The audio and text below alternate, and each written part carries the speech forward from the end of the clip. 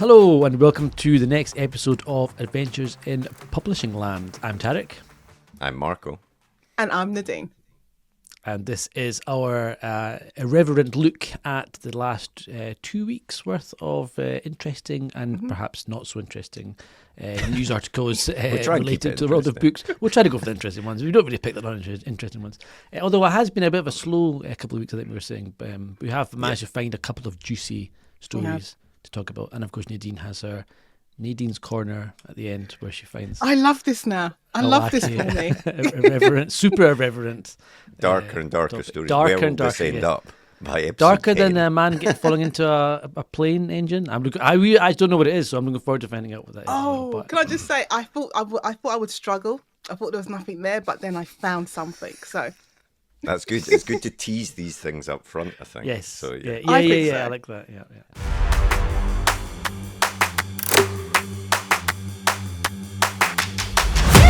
ready. Well, Marco, why didn't we start? Well, as you say, for listeners of the podcast, Marco was out very late last night, Edinburgh Festival. He doesn't look too bad for the those watching at home, but I think inside he's dying. But we're going to go. We'll start with you, Marco. We'll get over and done with. You can relax. What's your news story? Can I just put a photo up of myself rather than, or use AI? You should have just done AI, that. yeah. I'll create an Use AI AI, avatar. Yeah. Speaking of AI, see that smooth link that works. Seamless. I think we've got a couple of stories on AI and writing this week, but the one that I'm leading with is the fantasy author Mark Lawrence on his website or blog. I think he previously did a test of ChatGPT against human authors, published authors, writing samples to see how people could rate them. It was a blind test. You had to rate them and see. And I think the human authors did better in the first test, but he's done it again with GPT-5, and the outcome is not brilliant for human authors. It was pretty difficult, basically, for people to pick between them, and it looks like it's it's only a 350 word sample. That's the first thing that I would say. So that makes a big difference, I think, because I think where these models struggle is to maintain coherence over a longer story. But for a simple writing sample, I looked at the samples. I think I picked two of the AIs, so 50%. So is this showing like a sample of someone's actual book, and then of the actual writing, they were all. He used a prompt, and he gave the humans the prompt and the story prompt. Okay. He gave the humans a prompt, right. and it's like proper authors. It was like Robin Hobb, Miles Cameron, Janie Wirtz, and him. Proper published, well liked authors, and it was able to write it in their style so convincingly that it was hard to tell the difference. Yeah, and that's quite worrying. The story, I don't know, it was. You could argue that it was an odd. It was obviously sort of fantasy linked, and some of the places that some of the stories went were a bit odd. And I wonder if the human authors were trying to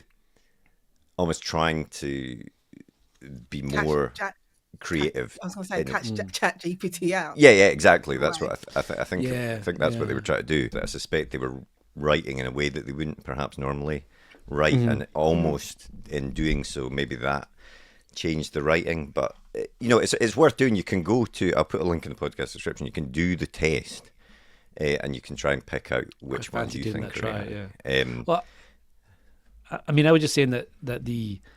I tried that the other day. So I went onto ChatGPT, which was obviously 4. I don't think it was the 5th one yet. But I asked it to write me a scene in the style of me, and to see what the result would be. And it was actually it knew who I was and knew my style of writing, and it did a scene that it wasn't amazing, but it was very. It's only got a very close. Small sample size for you. It's only got 2 books. Yeah, that it's stolen.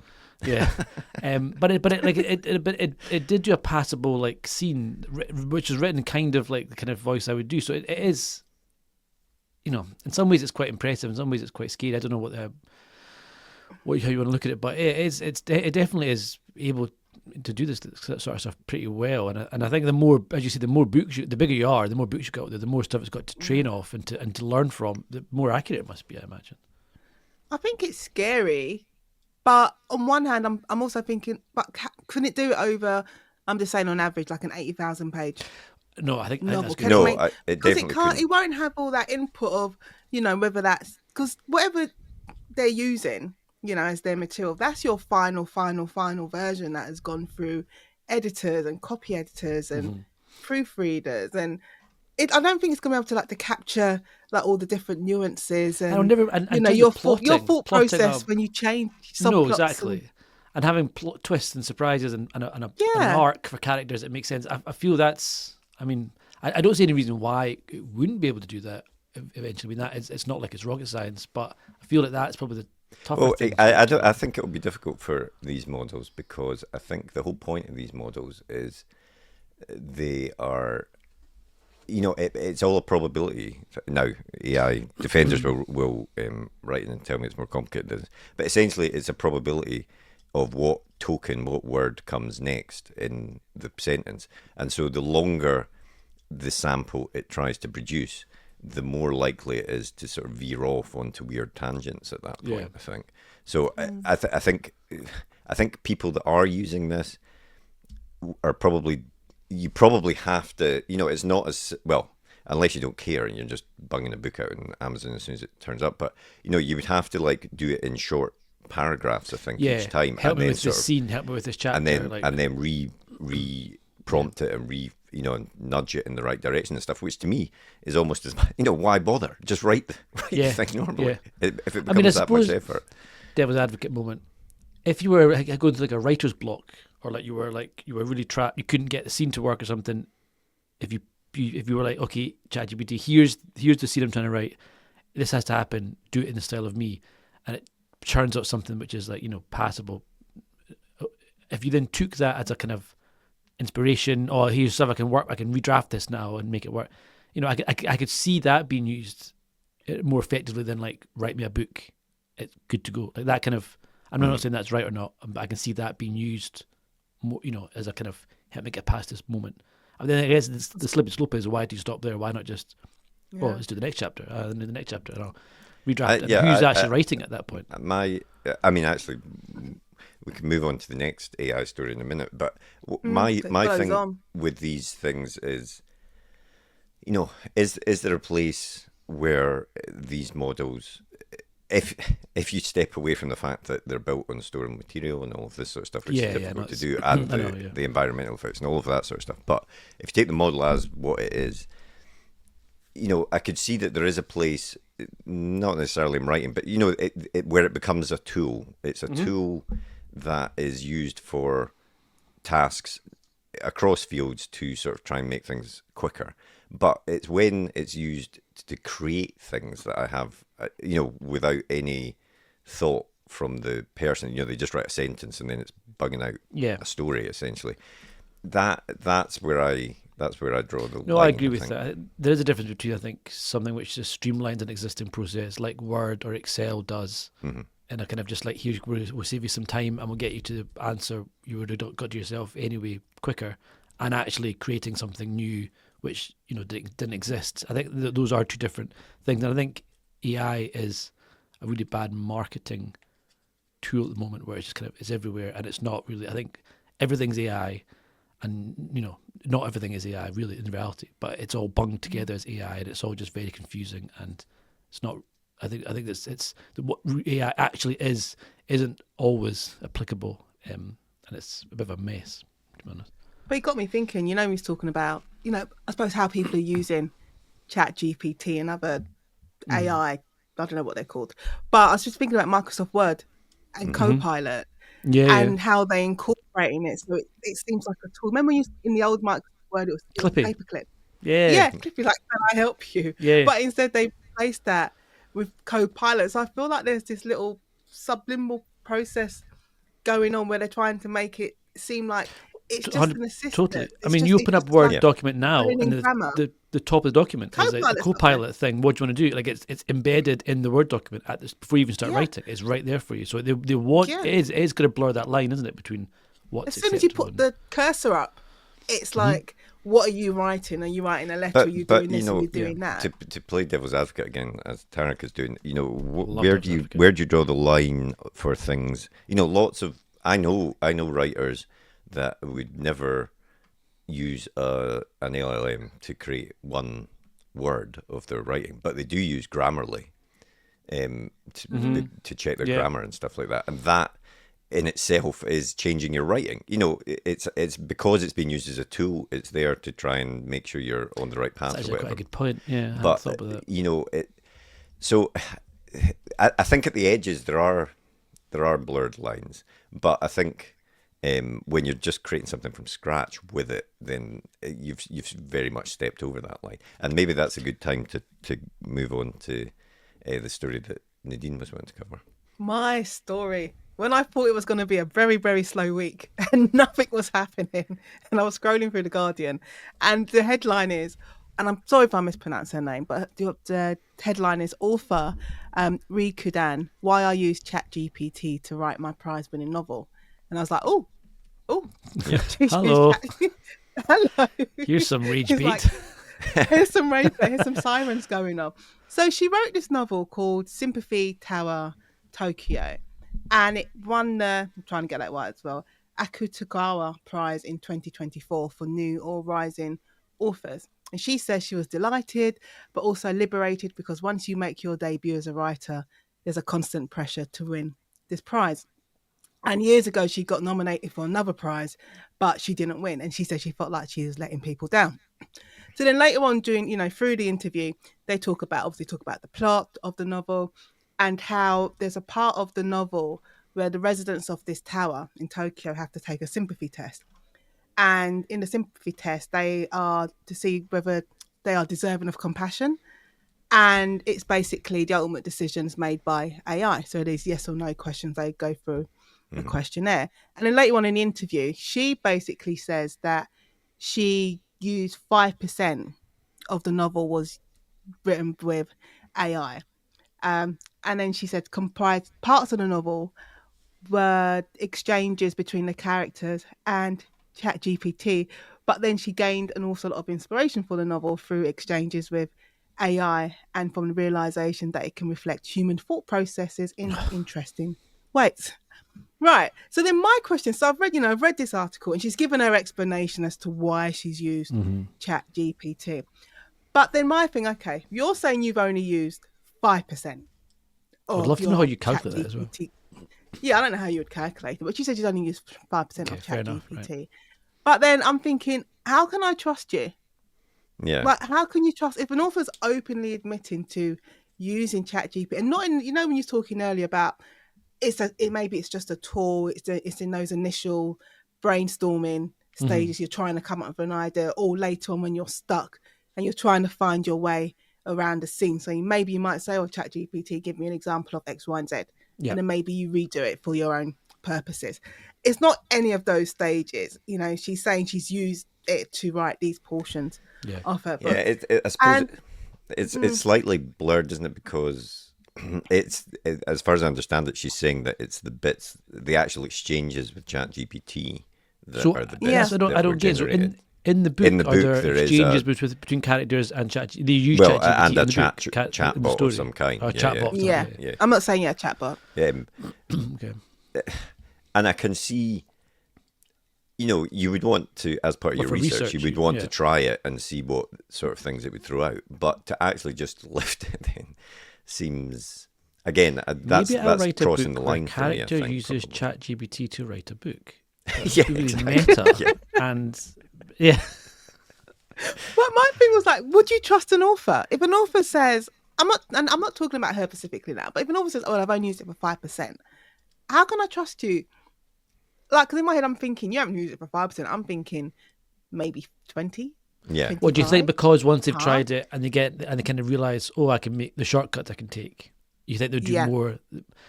I think they'll do more, because I think it's one thing admitting it, But there is one thing: if you are admitting to using it, are you being actually truthful with how much? But then, can you ever trust any author? I mean, even nowadays, even if an author says, "I never used it at all," No, you can't. Yeah. can you trust it? Kind them? of goes back to Salt Path, doesn't it? It does a little bit, Like to be honest. believing what Yeah, authors saying yeah. with the memoirs. Yeah, But that's a problem. That is a world that we're getting into, where there's just that there'll be that constant uncertainty, especially in the next 5-10 years. But on the other side of it, people are already, I think, starting to get accused. If you've got M dashes in your writing, which is authors have always used M dashes. ChatGPT doesn't use it, or uses them a lot. ChatGPT uses them because it's an example of good writing. So ChatGPT uses it, and so now people say, "Oh, look at all the M dashes. This was written by ChatGPT." And it's no, M dashes existed before this because it was good writing, and the authors still use it. So you also get the doubt on the other side of people accusing you of using these tools sometimes, I suspect, without having used them, without having touched them. So it's very difficult to know. And in the background of all of this there is in the past couple of weeks, I would say, a slow turning of everyone against AI generally. The market, the bubble is looking to. I was going to say the bubble burst, comment that Sam Altman talked about, how AI is in a bit of a bubble, and it's ChatGPT 5 has not been as big of a jump as 4 was to 3, etc. So it does feel like there's we're reaching that limit of how much they can advance. And also people are starting to realise it's actually not that useful for a lot of things. I think it all comes down to what I was saying. It's a trust thing.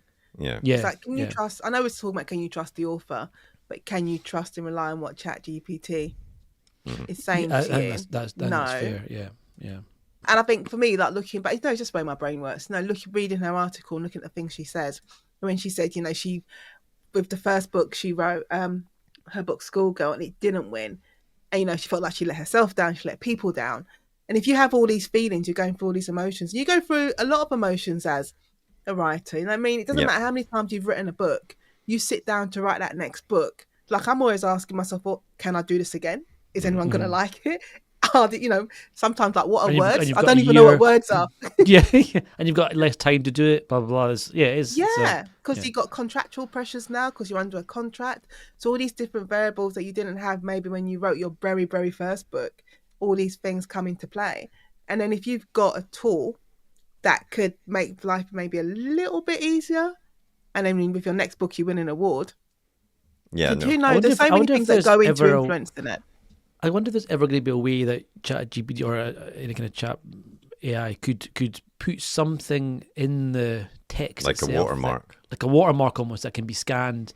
I don't know, obviously, because you're copy and pasting it into different Word documents. But why would these companies want? They wouldn't want to do that. No, they wouldn't. The whole point is people want to be able to use it. But then they would do it if they wanted to for trust. If they wanted to win people's trust, they could say, well, I could see some like smaller models maybe saying that in the way that some are now starting to come up and say we're ethical, we've not trained on stolen data and all this sort of stuff. I'm not imagining Grok is going to do that anytime soon. No, exactly. No. Also, what is that name, Grok? It's so stupid. It just sounds like some 1980s science fantasy children film, never-ending story. But it's like, is it not a saying from the tech world to grok it? Is it? Is that where it comes from? Is it? To sort of work your way through it. Same with like games and stuff. I grokked how to do this. So I've never heard that before. Okay, I think that's where it comes from. If I didn't know, but I would have said it was an extra from the labyrinth. Write in and tell me I'm entirely wrong. But I'll ask Grok what it means. Yeah, exactly. I think my thing with issue, it's going off on a tangent, but my whole thing with AI is just when people use it in replacement of asking actual experts. Mm-hmm. Like if you need as lawyers, or 3 of us as lawyers, ask an actual lawyer if you need some advice, or you have a question about insurance. Or there was a story the other day wasn't it about this guy who wanted to cut his sodium intake, so his salt intake. Yeah, I saw that. Yeah, and he went he asked ChatGPT. It gave him some crazy advice, and I can't remember what he actually took in, some supplement he took instead, and he nearly died. Yeah, but I think that's I think it's like it is unreliable, and all of these things, and that's why if people do use it, they should use it as a tool, as one tool in a bag of many tools, and question it and go back and say, right, that sounds sort of right, but we'll look into that and see that. But I honestly, it's that second step that a lot of people don't take. but I think there will come a point where, and I've been chatting with AI for a lot now, but I feel there will come a point now where there will be something big will happen, something bad will happen. Like there'll be a company will lose tons of money, or somebody will die, or something will happen because of it. They relied on AI, and it will bring it to sharp focus. You've already got. There's now stories about AI psychosis, like people have actually, because it's a machine that always wants to encourage you, because you use it then more and you pay the sub, so it's always telling you that what a great idea, that's amazing. Like some people have fallen into a psychosis where they think they've got and genuinely think they have the answers to life and all of this sort of stuff, and they're ranting at people, and it's their whole life outlook has changed. So it is dangerous. It's a dangerous thing. Well, I mean, there's the amusing side. I say the amusing for me because my brain's just not well. But when people, they've had their Chat GPT boyfriends and girlfriends, so they're having a relate. And I read this article. I think it's a New York Times article. Woman has spent like $30,000. I don't know how she spent $30,000, but in her relationship with her Chat GPT boyfriend, you're just thinking that's crazy. Yeah. Then you have the other side, which is what did she buy? Was she buying gifts for it? Lots of subscriptions. Maybe it's a subscription. And also, I didn't even maybe know. Nicer it's monitor. telling. Yeah, exactly. Maybe it is. And maybe it's also saying you should get this. You should get this, and then she's spending money on it. I don't know, but it's very. Yeah. But then the dark side is people using it in place of therapy. Mm-hmm. Chat GPT becomes their therapist, and it's just it's all a bit much. Yeah. But here's final thing. Then we'll move on to the next story. But what about a model where people will say humans should do this, but like elderly people that are lonely, that have no one around, that can't speak to anyone, maybe does brighten their day in a short way. Now you're speaking to a computer, but especially if it has a voice, people will say, well, they should just speak to real people. Of course they should, but they should do that now. But no, people don't do that, unfortunately.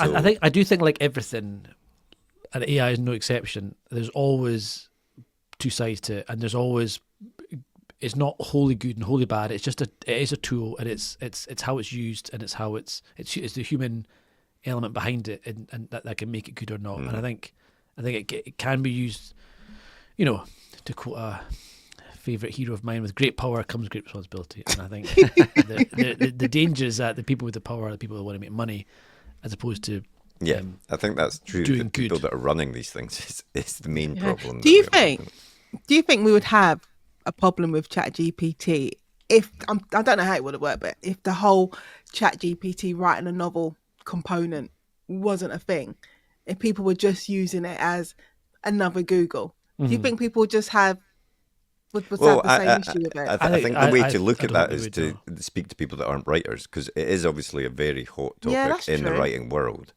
But when you go but this and is a very speak tiny bubble, isn't it? Yeah, exactly. When I go and speak to people that aren't in that world, then they often don't see the issue. I mean, genuinely, the Gemini AI search results is often very useful. Like, I don't know if it's always 100% right. I'm sure it's not always 100% right. But it's very good at like pulling.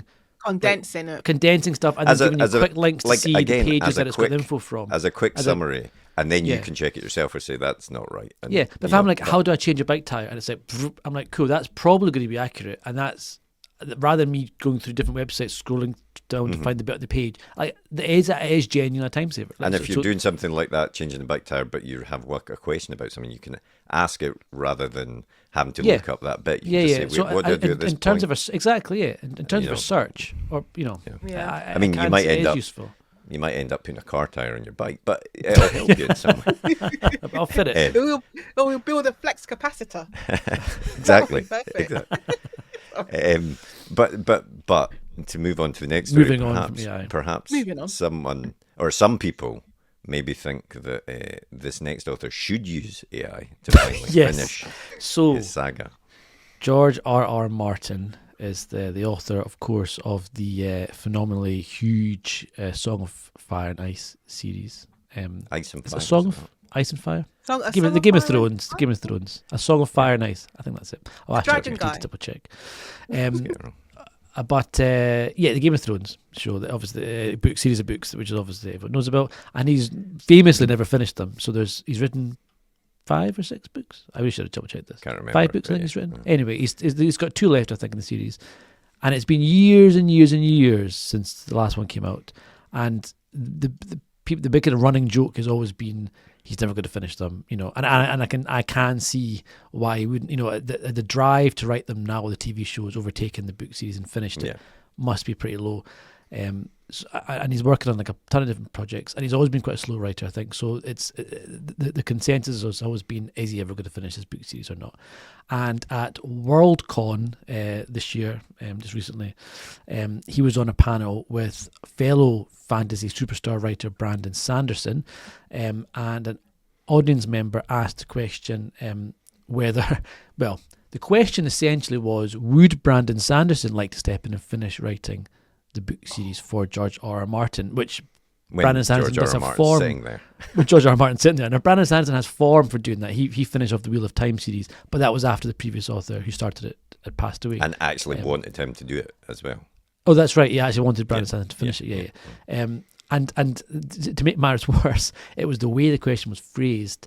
I think she used the phrase, given you're not going to be around much longer, would Brandon Sanderson like to step in and finish off? And it was just a really uncomfortable. There's a clip online.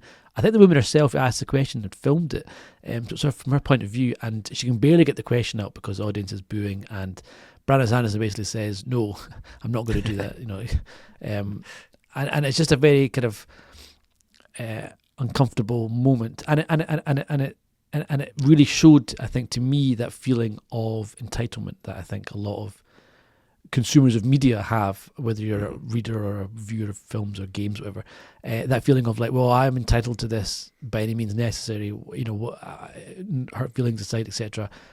How do I get this content that I want? And it's just a kind of not able to read the room at all. Very uncomfortable moment. I would recommend you all go and look at it. We'll put a link to the clip. I think with these, you know, I think perhaps social media has made this sort of thing worse. You see this sort of stuff on social media, people tagging the author and, you know, saying you should do this, or why haven't you finished this book, or, you know, because they think that they're entitled to do that now.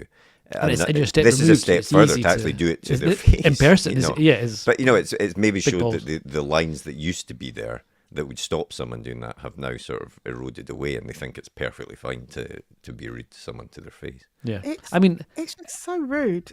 Oh my God, it's just so rude. I mean, I kind of think there was a way to ask the question, which would kind of be like, you know, would you ever consider asking someone else to work on your series for you, or would you are you still wanting to work on this, or have you moved on? Would you want to pass the torch to somebody else? I could see you, but the kind of like, listen, you're 76 years old, probably not the best of health, you're going to be dead soon. I want to know what happens next. Just give it to someone else, man. That's not the best way of phrasing it.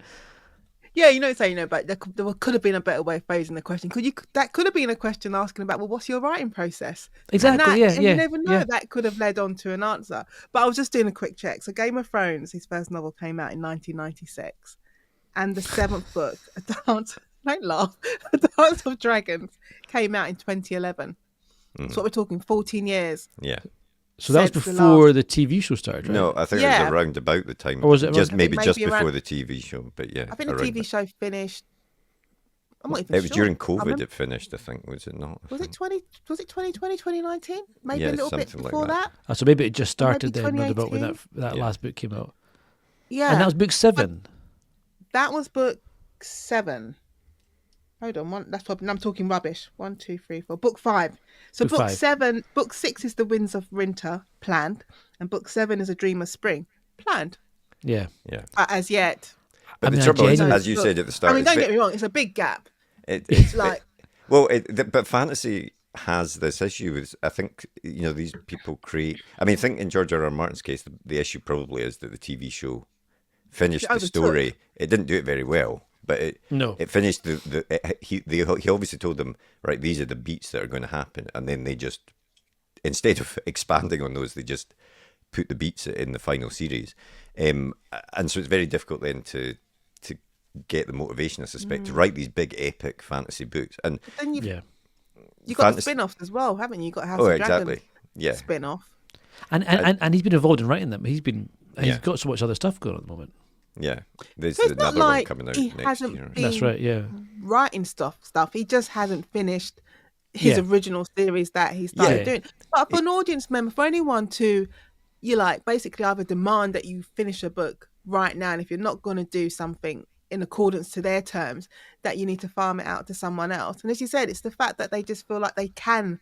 Yeah. But it's I think it's the social media side Mm-hmm. Yeah. that's responsible for it, that people Yeah. just feel in general they have direct access to, whether it's authors, musicians, newsreaders, they just feel they have direct access to them, so they're more than entitled to go into their DMs or tag them and say X, Y and Z. Yeah. Because I'm sure I've had people like tag me in on like reviews and comments and things. Like, I don't mind a positive one like all day long, but Oh yeah. when Yeah. you're tagged in, Don't tag on me a in a negative, 1-star review. yeah, I got exactly. tagged in. I'm like, if you don't like it, you don't like it, but you don't need to tag me in on Instagram. So And I ultimate- think I got annoyed one day, and I was like, don't tag me in. Exactly. Yeah. Ultimately, I mean, Yeah. George R. R. Martin, the guy can write what he wants. I mean, ultimately, the guy can write whatever he wants. Like, he doesn't, He if can do he doesn't want to finish the book, that's totally up to him. Yeah. Exactly. Do we want folk to churn books out because they're contractually, because they have to do it and the book's crap? I don't know. Is that better or worse than having no book at all? I don't know, but I don't think. Actually, having said that, the guy must be under some kind of contract to finish it. So I wonder.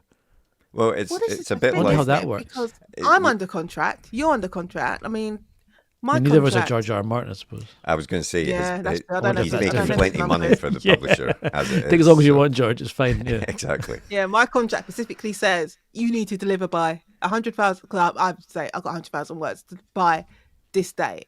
Yeah. And the only time it's happened, I think, when last year, because of a hurricane in my dead, I couldn't deliver on that day, and I asked for extra time. But I had a really good reason. I was in a Category 5 hurricane. That's why I couldn't deliver. But I don't know. But I do know of some authors where they've been allowed to take like 3-4 years to write their next book. Well, But I guess that all goes down to your numbers. There's what you're another producing. there's another fantasy author called Patrick Rothfuss, who his first book, The Name of the Wind, was huge, big sensation. It's sort of, I guess the simplest way to describe it is sort of Harry Potter for adults. It's about a magic school. Guy goes to a magic school, but it's more Game of Thrones-esque in its storytelling. And that was a huge sensation. He then wrote the next one, came out, which is, I kid you not, it's got about 100-page sex scene in it, which is ridiculous. But What's it called? it's like the main character, the protagonist, suddenly has sex with the goddess of sex, essentially, and out sexes her. 100 pages. Because Out sex, is it? Yeah. I mean, I'm the god of sex now. It's ridiculous. It's ridiculous. It completely turned me off the story that I was enjoying until then. But in any event, he finished that book, I can't remember when, and he has never little released the next one. I think it's called The Doors of Stone. But Probably he good kept, the reason. trouble with him is that he kept saying that he was going to release it, and he kept saying he was working on it, to the point where his editor went on social media and said, "This is ridiculous. He's told me he was going to do this. He's told me he was going to deliver it. I don't think he's written any of it, blah, blah, blah." His And editor then- said that on social media. Yeah. Oh my god. Oh, wow. That's And pretty it's- unprofessional. So That's bad. So obviously I think it can vary, and it depends what the author is telling. I doubt George R. R. Martin's saying to his editors, "Oh yeah, Any it'll be day out now." at the end of Yeah. the year." Yeah, He's yeah, probably yeah. just I think said, that's the "I don't problem know as when well. I'll do it." Yeah. I'm very reluctant to go on social media and say I'm gonna deliver a book in Oh, 6 God. months. You might see little progress snips. I'll make comments, but I won't be saying, "Here's my book. I'm gonna be writing a book," or "This is the next book I'm gonna write." Because even sometimes the next book you say you're going to write is not actually the book you end up. Yeah, why finally are you writing. locking yourself That in makes- and that kind of you have Yeah. to backtrack and public statement, etc. Yeah.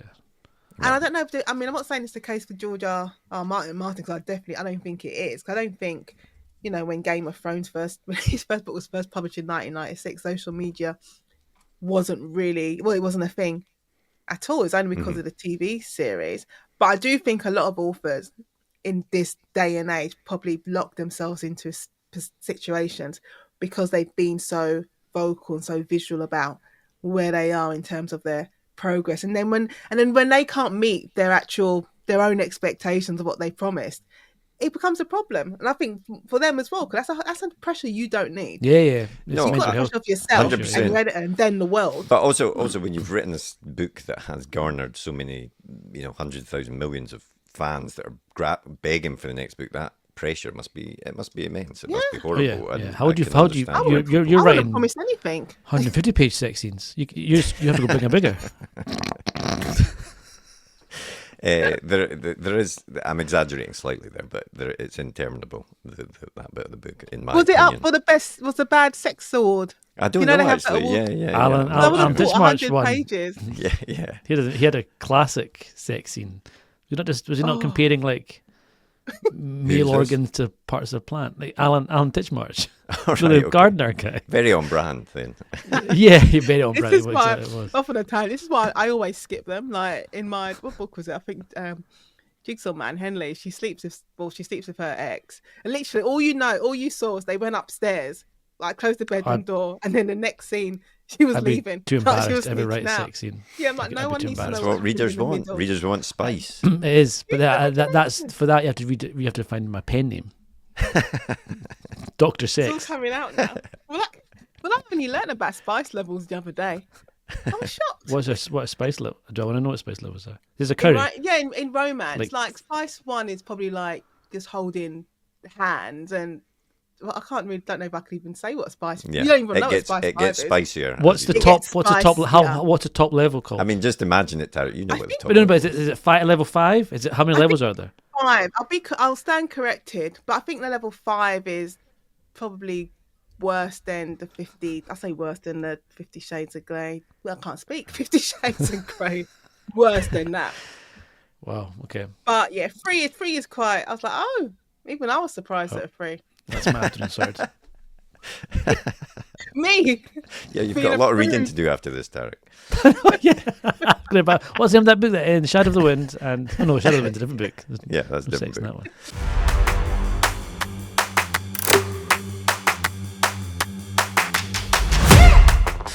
one. Well, yeah. Anyway. If we move on to the next section, where we, I was going to say where we don't talk about publishing, but we seem to have veered off that already. But One of those Fridays. we've started a tradition. I don't know. We need to give it a proper name. If you've got any ideas, then write in. But Nadine is going to she finds a gruesome story to inspire future books, perhaps. So what have you found this week? Sometimes they're gruesome. Sometimes they're just, to me, I just think they're just a bit bat crazy. So this woman called Amy Betro, 45 years of age, was found guilty of conspiracy to murder. And she got sentenced, I think, yesterday in Birmingham. But she's from Wisconsin in the States. And she was having this long distance relationship with this businessman in Yardley, Birmingham. And then he has a business rival, and he wants to get rid of him. So he hires his girlfriend, Amy, as the assassin. She comes all the way, but this is back in 2019. She comes all the way over from Wisconsin to Yardley, Birmingham. Before that, she sent all her ammunition and stuff and supplies to carry out this assassination. Wait, so is it a shooter? Is it like a ammunition? Do you mean like bullets? Yeah, guns and so somehow she gets to Yardley. She gets Wait, to Yardley. how did she send all this over? I don't know. I don't the think it was UK? DHL or FedEx because the amount of hassle I had sending stuff to my brother in Japan. I don't know. When you were trying But to send him those guns, and they were There must be extra. creating an Yeah. issue. This is what it said. So anyway, so she goes to Yardley, Birmingham, and then she tries to shoot the guy, her lover's rival, and the gun jams. He runs away. That's what you runs get for away. using a dodgy And service. Exactly. She should have gone to Wix. Anyway, so the gun jams, so she can't carry out the assassination. She shouts out, keep on running, like we're gonna get you. But then she goes on the run to Armenia, and then eventually they extradite her back to the UK for this failed assassination plot. And then she got convicted and she got sentenced to 30 years yesterday. But the reason why it amused me, the reason why I say it amused me, I said it is dark, but it's the fact that this woman, this assassination, and I could just see it as an inspiration for a plot for a movie or a film. You hire this hitman from the other side of the world to carry out an assassination, and it just goes comically wrong. that Like would they be a just good- can't get yeah, it yeah. right. And I just I'm thought imagining it's just... they break the gun down into little pieces and they mail each bit over to themselves, and then one of the bits doesn't arrive, or they have to go pick it up from like the They open it, it's the wrong thing in the box. yeah. It's someone else's like slippers or something, and they're trying to like put this gun together. Yeah, I do I've like got that. another bit. Even so, the gun jams. He runs away. She says, "Yeah, we're gonna get you." And then he runs home and they fire. So she keeps missing. So the first time it jams, and then she fires 3 bullets through the bedroom window. No one gets hurt. It's like it's the most inept Worst assassin in the world. ever. So that's why here's I a saw question. it and it amused me. Here's a question for you lawyers, as lawyers. I've always wondered why do you get less time for failing at something that you were trying to do? So why do you get less time for attempted murder than murder? The act is you do. I think it mens rea is the depends. same and all of that sort of stuff. So Yeah, why? but yeah, I mean the intention's the same. It's what you're looking at. Exactly. For And just because you were incompetent, they go, well, okay, it's not as bad, I suppose. But she's still got 30 years, which is basically a life that is. it's a life sentence. Yeah. I don't. Over That is. 30 year I didn't know that but, was the case. If that does seem weird to me if that's the case, because I can't. I would have thought. I suppose a part of she it got must be rehabilitation, something to do with rehabilitation. I mean, the whole point. I mean, what I would always say when I was doing sentencing is that the whole point of prison is rehabilitation and punishment. So you don't want to neglect the rehabilitation stage of it. But for her, I mean, she got found guilty of conspiracy to murder, possession of a firearm with intent to cause fear of violence, and an offence related to the importation of ammunition into the UK. Mm-hmm. So like the 30 years, I'm not sure whether, I don't think they gave her life with a tariff. It looks like they just gave her straight 30 years. And does she get sent back? Did she serve that in the UK? Or is that, does she get sent back to America? Yeah, the way it works, even if you're a foreign national, you serve your sentence here. And then after you serve the sentence, then they deport you. They're trying to change it. Because it's never made sense to me with a lot of cases why you wouldn't just send them back to their original country and then have them carry out their sentence there. Because we're always crying out about lack of prison spaces and things. Mm-hmm. But I can't work out whether she got a life sentence or it's just a 30 years straight. Because in that case, if it's 30 years straight, she'll do 15. Mm-hmm. And she's out. Exactly. Yeah. On parole. But I think the boyfriend got done as well then. Yeah, that's the conspiracy from the boyfriend. But where do you find him? Long distance. What did you find him on? Story. I know. It's just bizarre. Yeah. But you can see how it just like. Yeah, made me I know. Like as a comedy film, you're right. Slapsticky, Leslie Nielsen type assassin. Yeah. And I just had this image of this house. I mean, not to be like put on gender biases and derogatory and things. I just thought this housewife just pops along from Wisconsin. Out, I don't know, she's out on a farm. Comes along to Yardley, Birmingham, not even like London. Listen, go do crazy things for love. That's that's a spice level 5. That's serious. Spice level 5. What? So maybe that's what a that's a spice level 6. Murder. But you know what I always say when we're asked about what inspires us.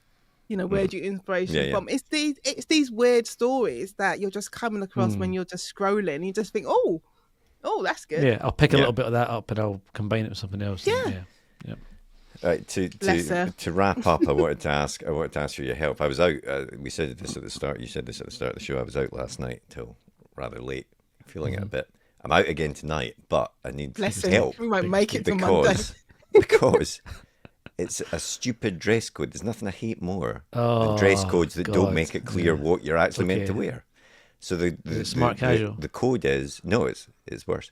Cocktail attire. Oh, what is that? I have absolutely no idea what that means.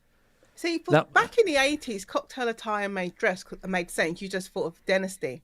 Yeah, that's true. Yeah. I mean, in I would assume 2025, it makes no sense. It's not. It's not black tie. It's not black tie. I would still assume shirt and tie. Well, definitely a shirt. No, see, you're wrong because I looked on the internet. Not a shirt. And the first picture at the top of the article, which obviously I was like, yeah, I can do that, was Ryan Gosling wearing, he had like a blazer, a white T-shirt, just That's a not okay. round cocktail. neck t-shirt Right. and like smart trousers and shoes. So I there seems to be can see. But then I can see. I know other people will turn see up that. in suits with ties. that's or it. maybe it's a suit without a tie, but with a pocket square. I think cocktail to me in this day and age would be, for men, I think would be a shirt, tie, a nice suit basically. A nice But suit see, and a yeah, I shirt. think they a said suit- it I think wasn't a a business suit. Like it's not business. Not business suit, wear. but a like a nice sports suit. jacket, like a blazer, Yeah, that kind of sort like of, a Yeah. yeah. I And can for see. women, oh god, it's a pain. It's not jeans and a nice top. I know that. It's a much. dress, isn't it? Surely. Yeah. for women? I would say if someone said in cocktail, I'm like, well, you Yeah. see want me in a nice dress, Yeah. and now I Well, have to wear heels. I'm Not my Adidas I'm Gazelles. going as Ryan Gosling, and I'll let you know how to get on. I think It's that if you, I can actually see that. I think if you had like a smart trousers, like nice shoes, a smart jacket, and a white t-shirt.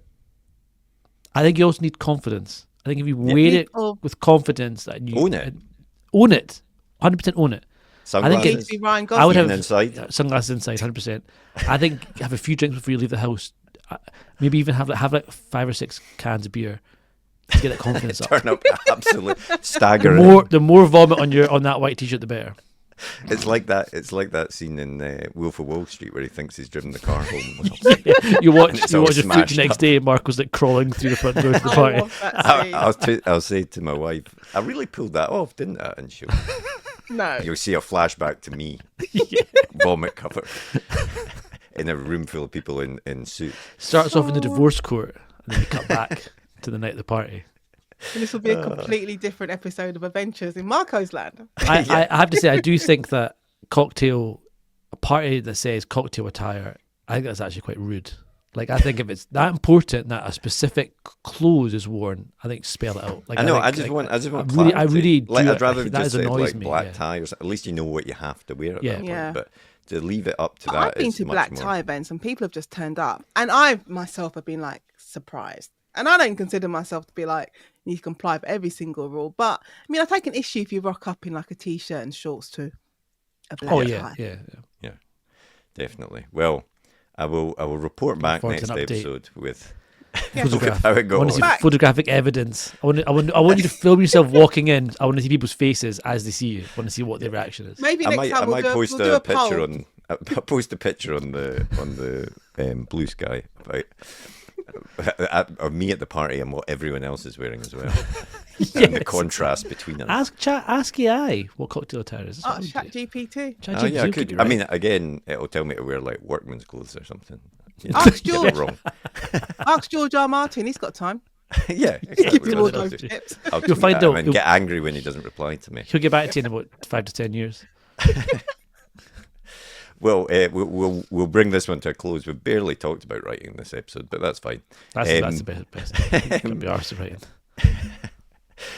We will be back in a couple of weeks with another look at writing stories. We'll maybe try and keep it more focused on the writing next time. But you can watch these on YouTube. You can listen on your favourite podcast app. Please do find us on the podcast app. It's a very long name, so it's very it's very easy to find. There's no other podcast with such a long name, I think. But yeah, if you can like, subscribe, follow, tell people, all of that sort of stuff, because it is a new podcast. We're trying to grow the viewership and listenership, so that would be really great. And of course, tune into our own podcasts, Page One, The Conversation with Nadine Matheson, and you'll get us speaking with some brilliant guests as well there every week. Yep.